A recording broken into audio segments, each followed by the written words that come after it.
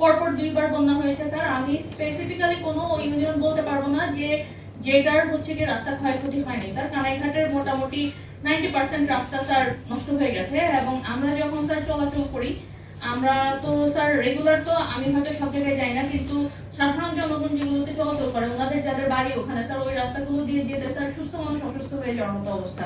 তো স্যার আপনার প্রতি আপনি অনেক করেছেন স্যার, কানাইঘাটের জন্য আরো করবেন স্যার। কিন্তু বন্যা পরবর্তী সময়ে স্যার আমাদের পক্ষ থেকে যেহেতু অর্থ বছরও শেষ হয়েছে, আপনার প্রতি আমার অনুরোধ থাকবে স্যার, এলজিইডির বরাদ্দটা যেন কানাইঘাটে একটু বেশি আসে এবং আমাদের ডি ফর্ম তৈরি হয়ে যাবে স্যার। আমরা সকল দপ্তর থেকে আনছি, সকল ইউনিয়ন পরিষদের চেয়ারম্যানদের কাছ থেকে এনে আমরা আমাদের বন্যা পরবর্তী ডি ফর্মটা রেডি করছি।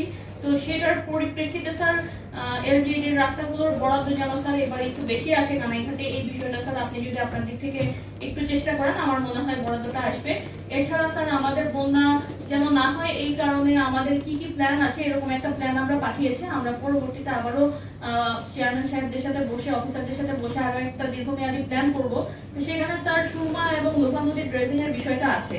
এই বিষয়টাও যদি স্যার, এখানে আমি যতটুকু জেনেছি যে সুরমা নদীর হাইড্রোগ্রাফিক জরিপটা হয়ে গেছে, সেটা গিয়েছে কিন্তু এটার অনুমোদনটা আসেনি স্যার।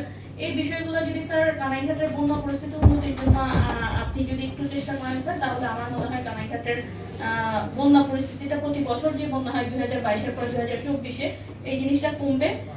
আমি আমাদের বিদায়ী যেই সাবেক উপজেলা পরিষদের চেয়ারম্যান মহোদয় আছেন, ওনাকে আন্তরিক ধন্যবাদ জানাচ্ছি। ওনার সাথে আমার 10 মাস কাজ করার সুযোগ হয়েছে স্যার।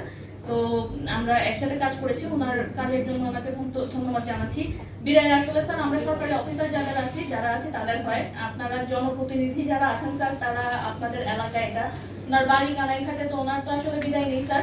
তো হয়তো উপজেলা পরিষদের চেয়ারম্যান পদ থেকে উনি অবসরে যাচ্ছেন, এই কারণে উনি ওনার বাড়িতে আসবেন এবং উন্নয়ন কার্যক্রম স্যার যার যার জায়গা থেকে জনপ্রতিনিধিরা আপনারা করতে পারেন।